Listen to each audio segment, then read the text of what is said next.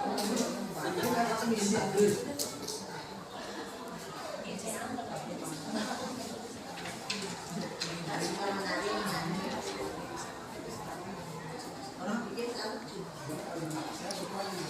mode, line in mode, Bluetooth mode, connected, FM mode. Guru yang hebat, sebelum kita mulai, mari kita mengucapkan mengajari umat. Om Swastiastu. Om Swastiastu. Oke, selamat pagi buat rekan-rekan dan teman-teman guru-guru hebat semuanya. Di mana hari ini saya akan sedikit berbagi buat kalian semua tentang materi apa yang pelatihan kemarin yang saya dapatkan di dalam pelatihan guru penggerak, yaitu tentang arti budaya atau budaya positif di sekolah. Nah, sebelum kita ke materi, mungkin kita jabarkan sedikit apa arti budaya. Kata budaya merupakan bahasa yang berasal dari Sanskerta, yaitu budaya yang merupakan bentuk jamak dari budi yang memiliki arti budi akal. Sedangkan dalam bahasa Inggris, budaya dikenal dengan kata culture yang berasal dari bahasa Latin colore, yang memiliki arti mengolah atau mengerjakan. Budaya merupakan pola atau cara yang hidup yang terus berkembang oleh sekelompok orang dan diturunkan pada generasi berikutnya. Nah, jadi untuk materi hari ini mungkin kita akan berbagi buat rekan-rekan guru hebat semuanya itu tentang budaya positif di sekolah. Oke, budaya positif. Budaya positif di sekolah ialah nilai-nilai atau keyakinan dan kebiasaan-kebiasaan di sekolah yang berpihak pada murid, dapat berkembang menjadi pribadi yang kritis, penuh hormat dan bertanggung jawab. Jadi budaya positif itu dalam guru penggerak kita akan mulai kembangkan di sekolah-sekolah. Jadi untuk di sekolah kita ganti dari siswa atau anak didik kita menjadi namanya menjadi murid. Kenapa murid? Karena kesepakatan yang kita lakukan di sekolah itu akan berubah menjadi budaya positif. Di mana Ki Hajar Dewantara mengumpamakan sekolah ini sebagai sebuah ladang atau tempat persemian bibit, di mana bibit bisa berkembang secara maksimal, maka petani dapat memperbaiki kondisi tanah, melihara bibit tanaman, membeli pupuk, air. Dari uraian tersebut kita dapat memahami bahwa sekolah merupakan tempat untuk bercocok tanam, sehingga kita guru harus bisa mengusahakan gimana bisa mendidik anak itu dari bermacam-macam karakter yang berbeda. Kita harus menjadi yang bisa menjadi lingkungan yang menyenangkan, mengusahakan sekolah menjadi lingkungan yang menyenangkan dan melindungi murid dari hal-hal yang tidak baik. Dengan demikian karakter murid tumbuh dengan baik sesuai dengan profil Pancasila.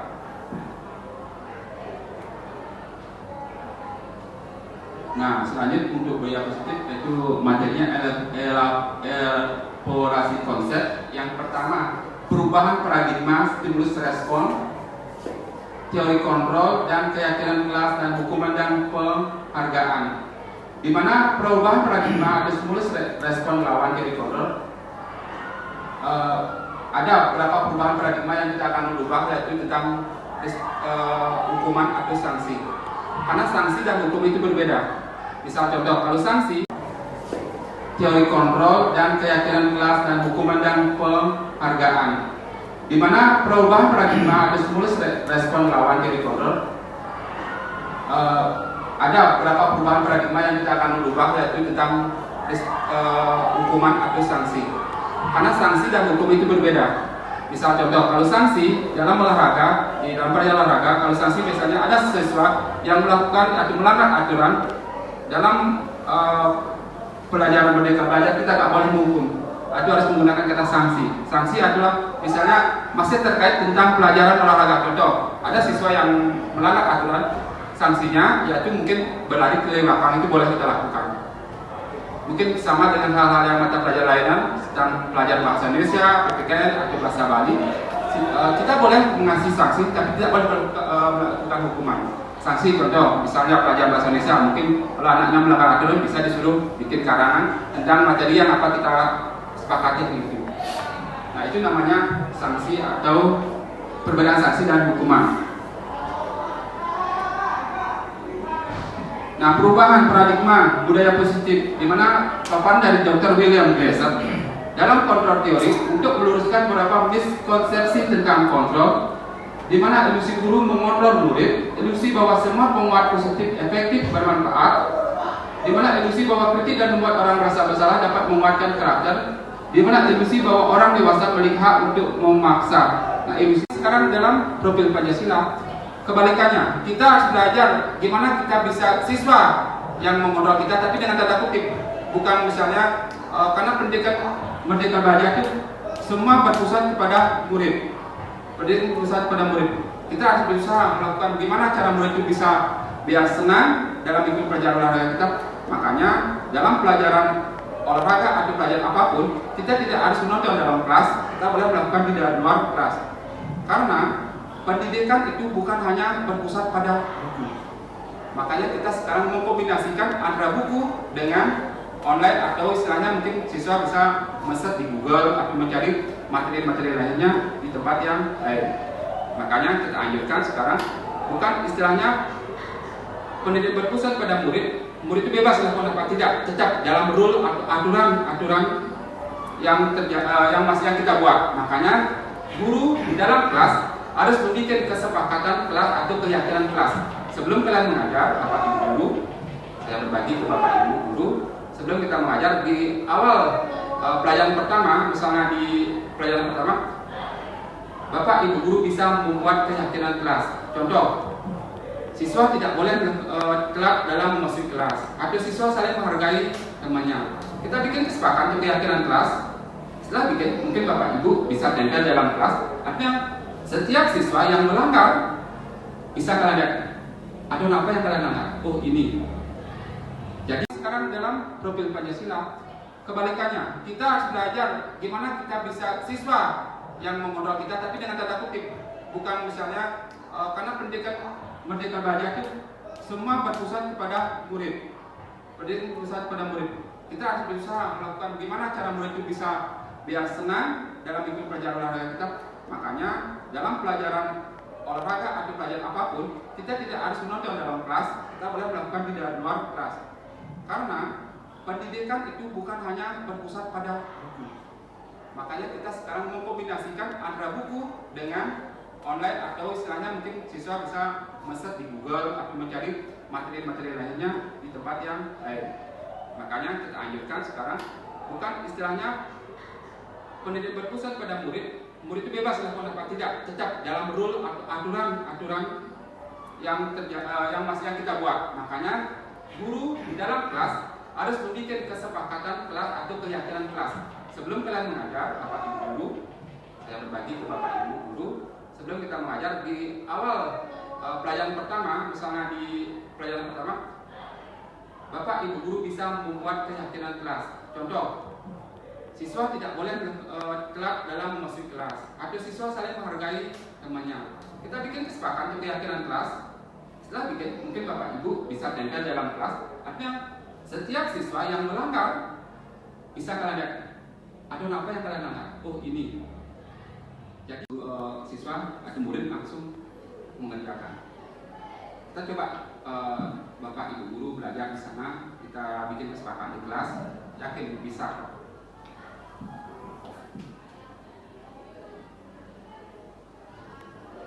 Nah, ini panjang sedikit stimulus respon lawan teori kontrol pandangan tentang dunia. Stimulus respon tentang dunia yang pertama realitas, kebutuhan kita sama. Yang kedua, semua orang melihat hal yang sama. Kita mencoba mengubah orang agar berpandang sama dengan kita. Yang keempat, orang lain bisa mengontrol saya bisa mengontrol orang lain. Tapi perbedaan teori kontrol tentang dunia, realitas, kebutuhan kita berbeda. Setiap orang memiliki gambaran yang berbeda, kita berusaha memahami pandang orang yang selain tentang semua memiliki tujuan yang berbeda. Nah, jadi perbedaan antara stimulus respon tentang dunia atau teori kontrol tentang dunia itu realitasnya kebutuhan kita sama, tapi teori kontrolnya tentang dunia itu berbeda. Karena setiap anak-anak itu berbeda kebutuhannya. Makanya kita selaku guru harus tahu apa sih kebutuhan siswa ini.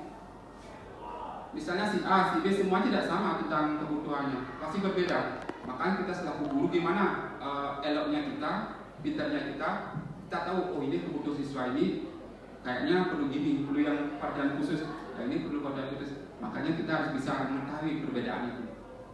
Selaku guru, apalagi dengan siswa yang banyak ini, kita juga berpikir siswa terlalu banyak berpikir karena dia harus mengetahui kebutuhannya. Makanya kita selaku guru harus tahu apa sih kebutuhan siswa ini.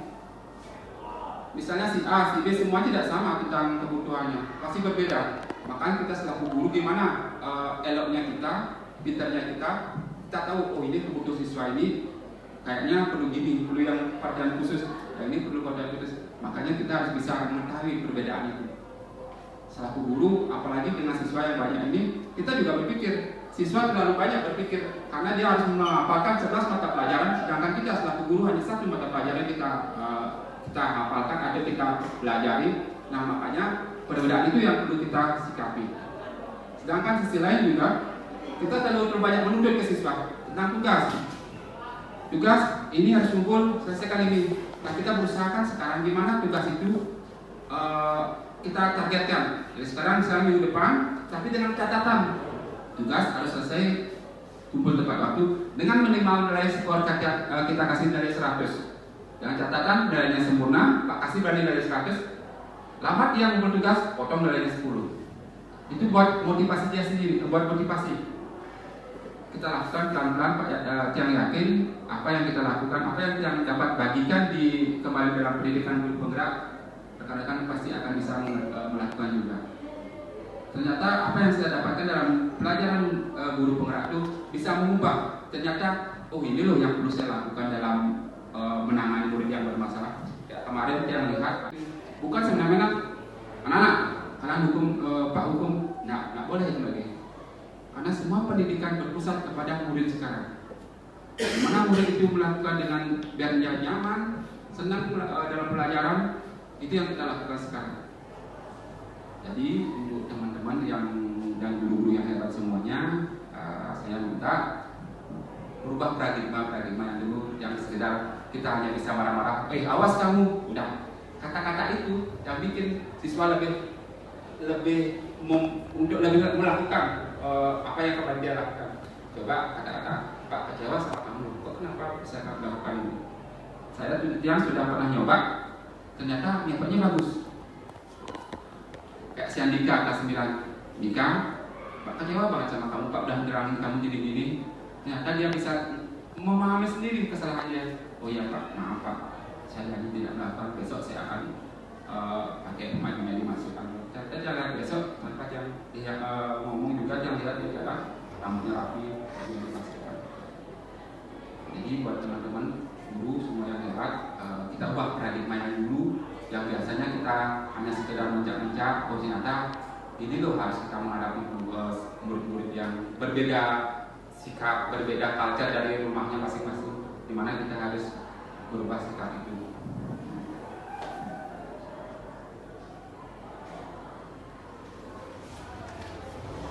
Ya, disiplin. Arti tidak nyaman bukan apa yang kita hargai, ada pekerjaan suatu tujuan.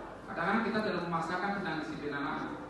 Makanya gimana dia siswa itu harus patuh ke kita, ikuti rule-nya kita.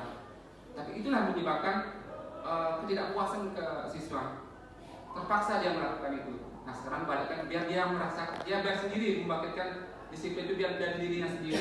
Makanya kita bikin diskusi atau kesepakatan di kelas, tapi yang abstrak, jangan dalam mulut-mulut siswa harus gini enggak. Apa yang merasa yang ada di dalam siswa, apa yang di benak siswa, itu yang kita bikin. Jangan dalam memaksakan disiplin itu biar siswa itu patuh kepada kita. Enggak. Otomatis itu yang bikin kadang-kadang bumerang nanti pas waktu mengajar. Waktu kerjaan kita dia patuh, tapi lihat teman yang lain misalnya pas guru yang lain gimana, ya beda. Makanya kita biar ada dalam dirinya kesepakatan, itulah kita bikin sekarang.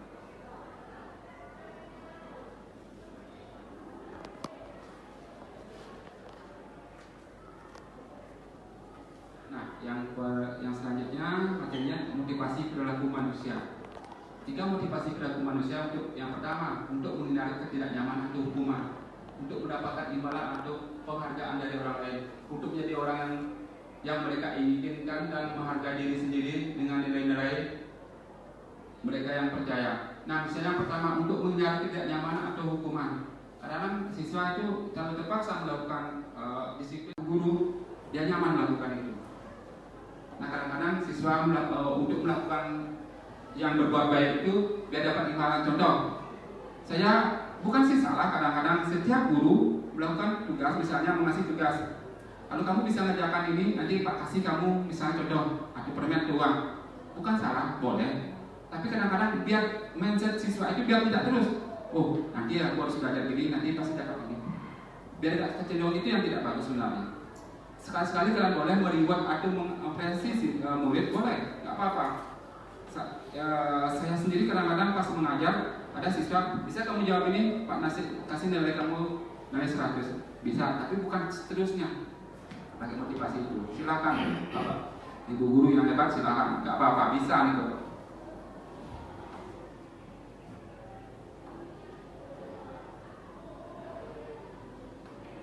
Nah, ini yang bilang tadi, keyakinan kelas, hukum dan penghargaan.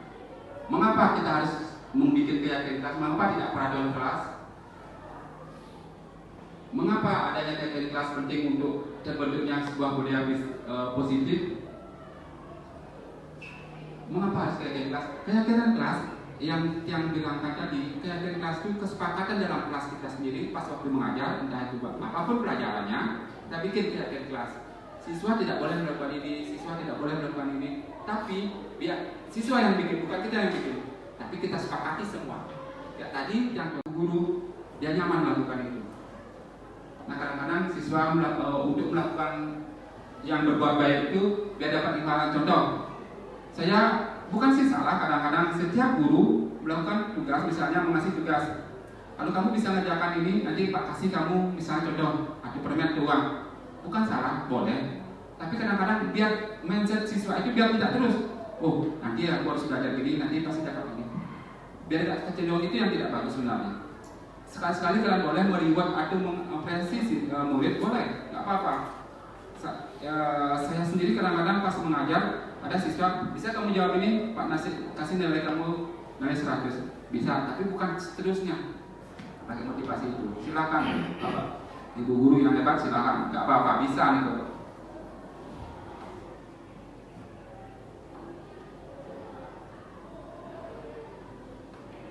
Nah, ini yang bilang tadi, keyakinan kelas, hukum dan penghargaan.